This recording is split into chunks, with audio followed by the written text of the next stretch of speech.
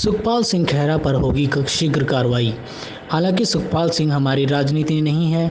आज हरियाणा दिवस है और हरियाणा पर ही बात होगी।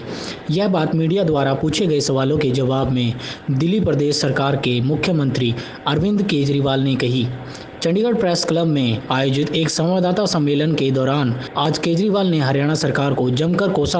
उन्होंने कहा कि हरियाणा को वजूद में आए 52 साल हो गए हैं, किंतु लोगों की जरूरतें आज तक पूरी नहीं हुई। लोग आज भी वही हैं जहां 52 साल पहले थे।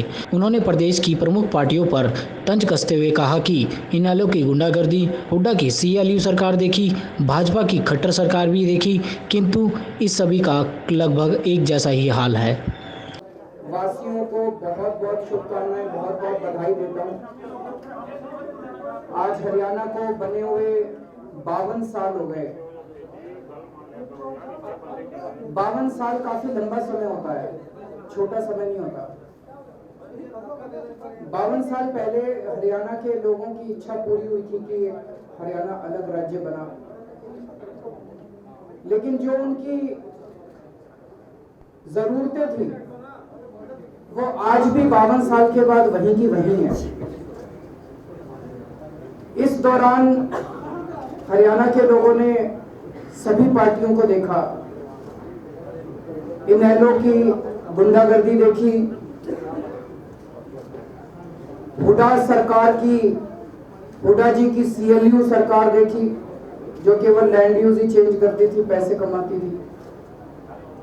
और अब जनता जो कहती है कि भाजपा की खटारा सरकार देखी। आज हरियाणा के अंदर किसान दुखी है, किसानों को मुआवजे नहीं मिलते, फसलें बर्बाद होती है, कर्जे के नीचे डूबा हुआ है किसान। किसानों को उनकी फसलों के पूरे दाम नहीं मिलते। आज युवा दुखी है, युवा नौकरियों के अभाव में बेरोजगार घूम रहा है। आज बच्चे दुखी हैं, उनको अच्छी शिक्षा नहीं मिलती, स्कूलों की बुरी हालत है, अस्पतालों की बुरी हालत है, सड़कों की बुरी हालत है। मैं कई गांव में गया, बिजली की बुरी हालत है। तो आज 52 साल के बाद हरियाणा का बुरा हाल है। और मैं समझता हूं कि इसमें सारी पार्टियां दोषी हैं।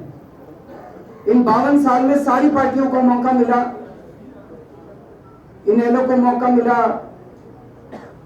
चौटाला जी को मौका मिला, हुड्डा जी को मौका मिला। कांग्रेस की कई साल सरकार रही, बीजेपी की अब सरकार है ही। अभी तक हम लोग सोचा करते थे हम भी एक आम आदमी हैं। हमने जब तक पार्टी नहीं बनाई थी, राजनीति में नहीं आए थे, हम सोचा करते थे 50-50 साल हो गए, 60-60 साल हो गए, ये पार्टियां क्यों नहीं सब कुछ ठीक करती। तो सोचा करते थे बड़ी मुश्किल होता होगा। कई पार्टियां कहती थी, जो सरकार होती थी, पैसे नहीं है जी, फंड नहीं है जी। हमें लगता था कि बड़ी गंभीर समस्या होती होगी, इसीलिए सरकारी स्कूल ठीक नहीं हो पा रहे। बड़ी गंभीर समस्या होती थी, इसीलिए सरकारी अस्पताल ठीक नहीं हो पा रहे। पिछले 3 साल से दिल्ली के अंदर आम आदमी पार्टी की सरकार है। इन 3 सालों के अंदर आज हमारे कट्टर विरोधी भी मानते हैं कि दिल्ली के अंदर क्रांतिकारी परिवर्तन हुआ है। बिजली, पानी, शिक्षा, स्वास्थ्य, किसानों को मुआवजा, शहीद परिवारों को 1 करोड़ रुपए की सम्मान राशि, रोजगार, सड़कें, इतने क्रांतिकारी परिवर्तन हुए हैं। कई सारी चीजों की चर्चा तो पूरी दुनिया के अंदर हो रही है। तो इन 3 सालों ने एक चीज तो दिखा दी कि हमको जानबूझ के गरीब और पिछड़ा रखा गया इन पार्टियों के द्वारा। मैं पिछले कुछ दिनों से हरियाणा के कई गांवों में गया। मेरे साथ दिल्ली के शिक्षा मंत्री मनीष सिसोदिया जी भी थे, हमारे स्वास्थ्य मंत्री सतेंद्र जैन जी भी थे। हम हरियाणा के स्कूल और अस्पताल देखने के लिए गए। आप में से कई साथी हमारे साथ थे। मुझे नहीं लगता इसमें किसी को भी दो राय है कि स्कूलों की हालत बहुत ही ज्यादा बुरी थी।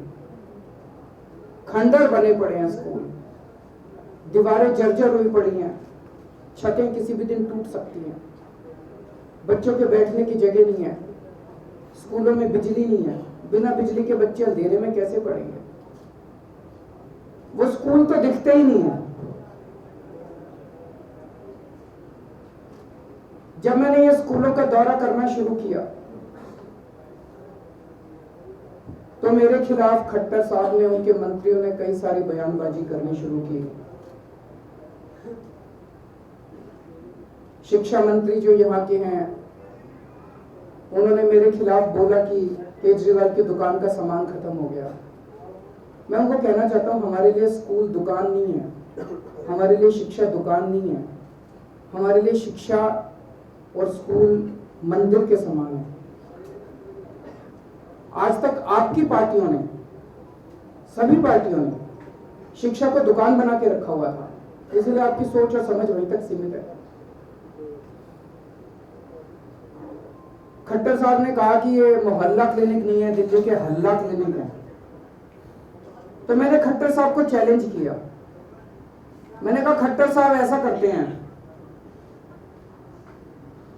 5 स्कूल या अस्पताल दिल्ली के आप आ जाओ, देख लो, अपनी मर्जी से चुन लो, और 5 मैं चुन लेता हूं, दोनों साथ चलते हैं और सारे मीडिया को साथ ले लेते हैं, जो जनता है जनता को साथ ले लेते हैं। मुझे बेहद खुशी आज के अखबारों में छपा है कि उन्होंने चैलेंज स्वीकार कर लिया है। तो आज आपके माध्यम से ये जनतंत्र के लिए बहुत अच्छा है। पहली बार चुनावों की चर्चा, राजनीति की चर्चा स्कूल, अस्पताल, बिजली, पानी पे होने लगी है। अभी तक ये पार्टियां जब जाती थी, इनेलो जाती थी, इनेलो क्या कहती थी? हम जाट हैं, हमको वोट दो।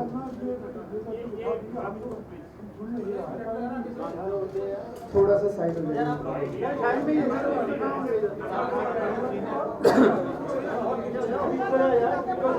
अभी तक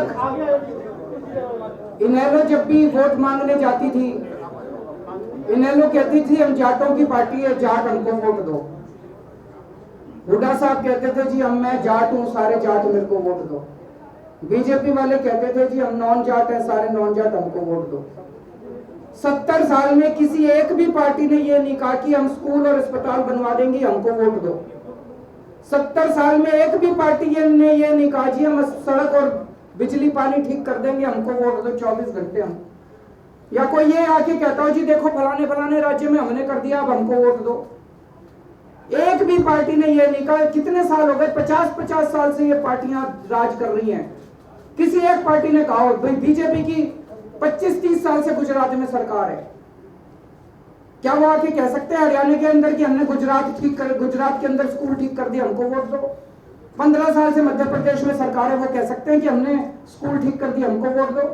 कांग्रेस को 1.25 साल पुरानी पार्टी है, 1.25 साल, वो कह सकते हैं हमने इस राज्य के अंदर स्कूल अस्पताल ठीक कर दिया, हमको वोट दो? हम कह रहे हैं कि 3 साल में हमने दिल्ली के स्कूल अस्पताल ठीक कर दिया, हमको वोट दो। पहली बार मुझे बेहद खुशी है। तो आज मैं खट्टर साहब से कहना चाहता हूं, उन्होंने चुनौती स्वीकार की, इसको मेरा ये सुझाव है, कल मैं उनको डिटेल चिट्ठी भी लिखूंगा इस बारे में। उन्होंने कहा मैं मोहल्ला क्लिनिक देखने आऊंगा। ठीक है, आप मोहल्ला क्लिनिक देखिए, बाकी अस्पताल और स्कूल बाद में देखेंगे। आप कोई भी 3 मोहल्ला क्लिनिक आप चूज कर लो जो आपको लगे हमारे सबसे खराब हैं, और हमको मत बताना कभी हम ठीक कर ले आपके आने के पहले, हमको मत बताना। 3 मोहल्ला क्लिनिक आप चूज कर लो और 2 हम चूज कर लेंगे जो हमको लगता है भाई अच्छे बनाए हैं। 5 मोहल्ला क्लिनिक आप चूज कर लो और तारीख बता दो किस दिन आओगे। आपकी तारीख मैं बॉर्डर पे आपको स्वागत करने के लिए मिलूंगा और आपको साथ लेके चलूंगा। जहां आप जाओगे आपको साथ लेके चलेंगे। और 12 तारीख को मैं आ रहा हूं हरियाणा में। ऐसे ही 3 आपकी डिस्पेंसरियां मैं चूज कर लूंगा और 2 डिस्पेंसरी आप चूज कर लेना जो आपको लगे आपने बड़ा अच्छा काम किया। वो भी तो होना, अच्छा भी काम दिखना चाहिए, बुरा भी दिखना चाहिए। तो 3 मैं चूज कर लेता हूं आपकी डिस्पेंसरियां, 2 आप चूज कर लो। 5 डिस्पेंसरी देखने मैं 12 तारीख को आ रहा हूँ।